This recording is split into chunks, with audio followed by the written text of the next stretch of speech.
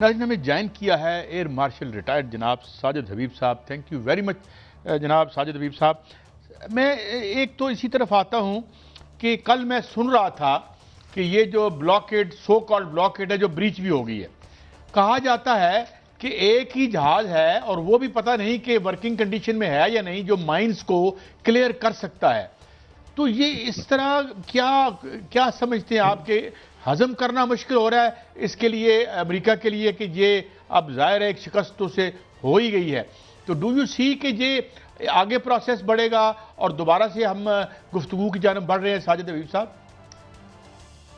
बिल्कुल, ये एक सिर्फ जिसको कहते हैं खिफत मिटाने के लिए एक कोशिश है उनकी कि अपनी कोई प्रेजेंस शो करें।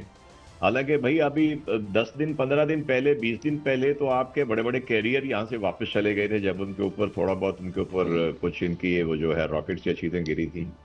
तो बल्कि वो सही कहा था किसी ने कि सबसे पहले यूरोपियन या किसी और नेवी ने नहीं, अमरीकी नेवी ने ट्रंप को ना की थी कि हमने इस जंग में नहीं घुसना। तो ये सिर्फ फिर प्रेशर टैक्टिक्स है।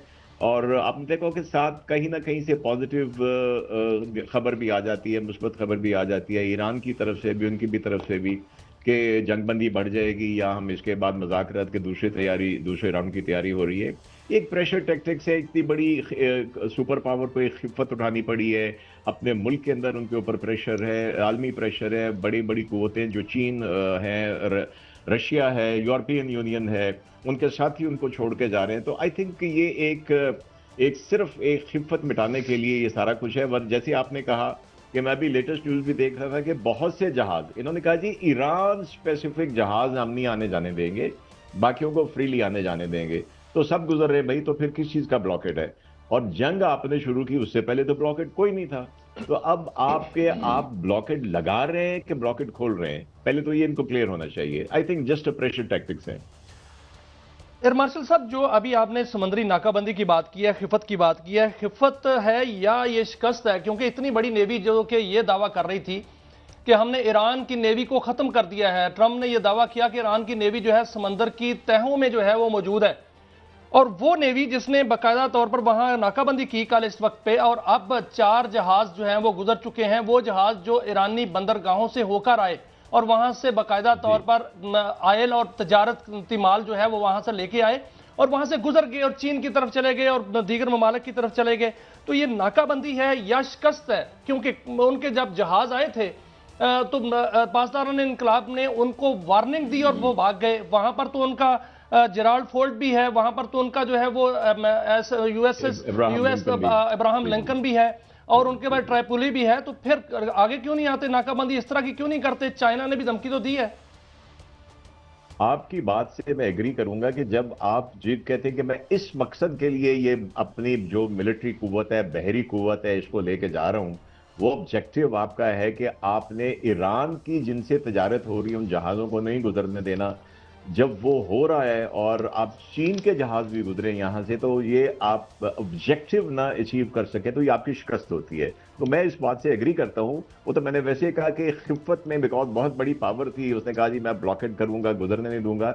ये प्रैक्टिकली उनकी एक और शिकस्त है। इससे बेहतर होगा कि ये तमीज के दायरे में आके और अपने आप को कोई सेहूनी लॉबी के चुंगल से निकाल के अपनी इज्जत बहाल करें, वरना वो इनको sorry to use the word, लेकिन बड़े बड़े वर्ड यूज वो अपने इनको जलील करवाता रहेगा, ह्यूमिलिएट करवाता रहेगा जो इजराइल है। तो एयर मार्शल, जब जो तारीख है वो बरी पड़ी है कि जो शिकस्त खुर्दा होते हैं वो जंग का तावान देते हैं। आज ईरान ने यह कहा कि जंग का तावान जो है वो उन्होंने खलीजी ममालिक से मांग लिया है। 270 अरब रुपए उन्होंने कहा, अरब डॉलर सॉरी, उन्होंने कहा कि हमारा नुकसान हुआ है, जो खलीजी ममालिक दें। क्यों ना ये जंग का तावान जो है वो अमेरिका और इसराइल दे, क्योंकि वो हमलावर तो वो थे और जारे वो थे और उन्होंने आके हमला किया और वो शिकस्त खुर्दा है। जब हमने ये कॉन्फ्लिक्ट जब चल पड़ा था तो हमने मिडवे कहीं बात की थी, तो उस वक्त भी हमने यही कहा था कि देखिए अमेरिका की आदत क्या है कि कुवैत के ऊपर कब्जा करवाया इराक से, फिर मिलिटरीली आके वो कब्जा छुड़वाया, अपना सारे नेटो को अपने और सारी गल्फ को अपने हथियार बेचे, F-16 बेचे, दूसरे जहाज बेचे, स्कड बेचे और पेट्रियट बेचे, और उसके बाद जब लिबरेट करवा लिया उसी कुवैत को तो $100 बिलियन का बिल कुवैत को दे दिया। तो प्रैक्टिकली तो ये तावान जो है अमेरिका इजराइल को पे करना चाहिए, जो मैं नहीं समझता करेंगे। तो दूसरी ऑप्शन यही थी कि जिन ममालिक ने अड्डे दिए जिनको इस्तेमाल करके ईरान के ऊपर हमला हुआ है, तो दूसरी ऑप्शन तो यही बनती है कि उनसे लेके देगा। लेकिन मैं समझता हूं कि अगर ये सिर्फ ईरान से पाबंदियां हर तरह की हटा लें और उनको तिजारत खुलेआम करने दें, जिसमें हमारी आईपीआई भी बन जाए, दूसरी लाइन्स भी बन जाए, सीपैक भी बन जाए, चाबहार और गवादर भी सिस्टर पोर्ट्स बन जाएं, ये सारी अगर पाबंदियां हटा लेता है तो आई थिंक शायद ईरान इस पे भी रजामंद हो जाए। लेकिन देखें, उनको 200-250 बिलियन डॉलर से ज्यादा का नुकसान हुआ है, बहुत अच्छा तारिक हबीब साहब, एक और सॉरी साजिद हबीब साहब, एक और बात, जी। ये बाय डिफॉल्ट अभी जेपी मॉर्गन कह रहा है कि अगर वो लगा लेता है और जो वो लगाना चाह रहा है, जो कि वो पैसे लेगा टोल टैक्स, वो तकरीबन 600 बिलियन यानी 60 बिलियन से 95 बिलियन डॉलर सालाना है। उस पर अगर ये खत्म हो जाती है सारी, तो by default don't you think कि दिस काइंड ऑफ अरेंजमेंट, और ये जिस तरह अभी आप इशारा कर रहे हैं कि पाबंदियां हटती हैं, तो ये तो एक फाइनेंशियल सुपर पावर के तौर पर बाय डिफॉल्ट इमर्ज करेगा, which is diametrically oppose to the जो the wishes and desires of Israel and America. बिल्कुल, देखिए जो पहली दो हमने ऑप्शंस बात की है कि अमेरिका देगा, I don't think America, Israel का तो सवाल ही पैदा नहीं होता। इजराइल तो खुद अपने गर्दन स्क्वीज करके अमेरिका की उससे सारा कुछ लेता है। दूसरी ऑप्शन है कि खलीजी ममालिक, आई डोंट थिंक सो, वो प्रेफर करेंगे माइनस यूएई। उनका मुझे अभी नहीं पता कि उनका क्या माहौल चल रहा है, आपने देखा होगा उनका बिल्कुल डिफरेंट बिहेवियर रहा है माजरत के साथ। लेकिन सऊदी अरब है, कतर है, ये दो बड़े ममालिक हैं, ये वैसे ही चाहेंगे कि कम से कम आजादाना ट्रेड और तेल की ट्रेड अगर होने दे तो इनके ताल्लुकात अच्छे हो जाएं, वो इस चीज को सपोर्ट करेंगे। व्हाई शुड दे पे, दे विल नॉट पे। ये तीसरी ऑप्शन जो अभी आपने बात की है कि उसको टॉल करिए, साल एक के लिए 2 साल के लिए लगाने दें, तो कम से कम ये भी एक तरीका होगा, बिकॉज आपने 250 बिलियन डॉलर की तबाही की है वहां पे, जो इंसानी जाने उसकी तो कीमत ही कोई नहीं है। ठीक, तो आई थिंक कहीं ना कहीं इस रास्ते के ऊपर इनको बीच में पाबंदियां हटाने और मे भी कुछ अर्सा तक टॉल की अगर ये हो जाती है तो Iran should be happy with that. Sir, आपने बात की ताल्लुकात के लिए पेशरफ्त हुई है। वजीर आजम जो शहबाज शरीफ हैं, उनका 3 ममालिक का अहम दौरा होने वाला है। पहले कल वो जो है सऊदी अरब जाएंगे और उसके बाद कतर जाएंगे, फिर तुर्की जाएंगे, और तीनों ममालिक की क़यादत से उनकी गुफ्तगू होगी, उनकी मुलाकात होगी, और इसमें यह भी कहा जाता है कि शायद फील्ड मार्शल भी जो है वो साथ हों। और इससे पहले एक डेवलपमेंट हुई सर, वो ये हुई कि सऊदी अरब में हमारे जेएफ थंडर्स का एक दस्ता गया, वहां पर हमारे फौजी गए, और ये कहा जा रहा है कि उनकी तादाद बढ़ाई जाएगी और 50,000 तक ले जाई जाएगी। कतर भी चाह रहा है कि पाकिस्तान उनके साथ जो है वो एक मुआहदा करे, मिस्र भी चाह रहा है कि पाकिस्तान उनके साथ मुआहदा करे, तुर्की ने भी ये तजवीज़ दी है कि एक मुआहदा हो जिसमें मुसलमान ममालिक जो है वो इकट्ठे हों, आगे जाके ईरान को भी उसमें शामिल किया जाए। तो आप क्या समझते हैं कि ये वही मूव जो है वो शुरू हो चुकी है, क्योंकि वहां एक स्पाइलर है पूरे खलीज में जिसका नाम इजराइल है, और यहां हमारा पड़ोसी है वो भारत है, वो दोनों स्पाइलर जो है वो इस खित्ते को चैन से तो नहीं रहने देंगे, अमन से नहीं रहने देंगे। तो ये इत्तेहाद जो है ये बनता हुआ आपको नजर आ रहा है, कितना अहम है? बिल्कुल इंशाअल्लाह ताला बनता नजर आ रहा है। पिछले मई से देख लिए कि अमेरिका के होते हुए अभी ईरान की ये वाली जंग शुरू नहीं हुई थी, तो सऊदी अरब जो है उसने पाकिस्तान के साथ एक दफाई मुआहदा किया, और अभी 6 दिन हो गए कि हमारे F-16 और JF-17 वहां पे जा चुके हैं। ये एक तरह से बहुत पॉजिटिव स्टेप है पाकिस्तान का, जो किसी ईरान या उसके खिलाफ नहीं है, ये सऊदी अरब के साथ सॉलिडेरिटी है। और ये वो स्पेस है जो एक क्रैक हुआ है पिछले साल, जो सऊदी अरब ने पहले पाकिस्तान से मुआहदा करके।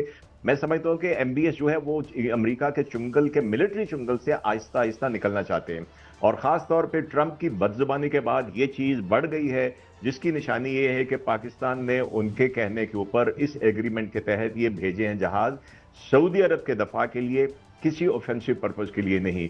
और मिस्र तो है वो, और तुर्की तो हमारे साथ शामिल रहे नेगोशिएशंस में, सारा प्लान करने में, और दोनों का मुतफिका फैसला था कि ये पाकिस्तान में होने चाहिए। तुर्की ऑलरेडी पिछले जून से नाम चल रहा है कि हमारा जो अगला तीसरा पार्टनर होगा इंशाअल्लाह ताला। तुर्की से तो हमारे बड़े जबरदस्त रिलेशंस हैं। अब मैं 4 साल वहां पे रहूं, वो तो पाकिस्तान को कहते हैं कि ये हमारा दूसरा घर नहीं है, हमारा पहला ही घर है, यही ऐसे ही हमारे हैं। तो ये इंशाअल्लाह बढ़ेगा। और ओवरऑल मैं समझता हूं कि ये अमेरिका की जो हेजेमनी जिसको हम कहते हैं, उसकी फस्तायत है, ये उसमें क्रैक्स है। और मैं कहूँगा कि हमारे पिछले साल मई का बज़ाहिर तो हमने किसी को नोबेल इनाम के लिए उसके लिए डेजिग्नेट किया था, लेकिन आई थिंक वो क्रैक डालने में जो हमने भारत की ठुकाई की है उसका भी बड़ा हाथ था, और इंशाल्लाह ये इत्तेहाद आगे बढ़ेगा। नहीं सर, इंशाल्लाह हमें नोबेल जो प्राइस है वो भी पाकिस्तान को मिलेगा इंशाल्लाह। सर आपने बात की है कि एमबीएस जो हैं वो मिलिट्री चुंगल से निकलना चाह रहे हैं, अमेरिका के मिलिट्री चुंगल से, और वो निकल भी रहे हैं। तो इस हवाले से फिर ये तो कहना गलत नहीं होगा कि पाकिस्तान रिप्लेस करेगा, और अगर बाकी खलीजी ममालिक जिसमें कतर है या कुवैत है या बहरीन है वो भी इस पर सोचते हैं, तो उनको भी पाकिस्तान रिप्लेस कर सकता है उन अड्डों को? देखिए, सबसे पहले तो मैं कहूंगा कि अल्हम्दुलिल्लाह वो जो एक मिडिल पावर्स के आने की बात कर रहे हैं, मैं समझता हूं कि इस वक्त सबसे अहम जो मिडिल पावर उभर के आई है पिछले 1.5 साल 2 साल के अंदर, बल्कि पिछले साल मई से तकरीबन पिछले 11 महीने के अंदर, वो अल्हम्दुलिल्लाह पाकिस्तान है। और जो डिपेंडेंस है ये वो ग्लोबल नॉर्थ से जो ग्लोबल साउथ की तरफ शिफ्ट है, जिसको लीड अगर एज ए सुपर पावर कर रहा है तो वो चाइना कर रहा है। वो ये सिलसिला जो है ये चलेगा, और ये चीज़ डेफिनेटली अमेरिका देखे ना, सऊदी अरब को पैसे की कमी तो कोई है नहीं। हम वो लोग हैं कि जिन्होंने मकरूज होते हुए भी एटम बम बना लिए, JF-17 बना लिए, इंडिया की धुनाई भी कर दी। ये वो बात करते हैं कि जी हमारे पास पैसा नहीं है, हमने आपकी धुनाई कर दी ना। तो सऊदी अरब को, कतर को, इनको कोई कमी नहीं है पैसे की।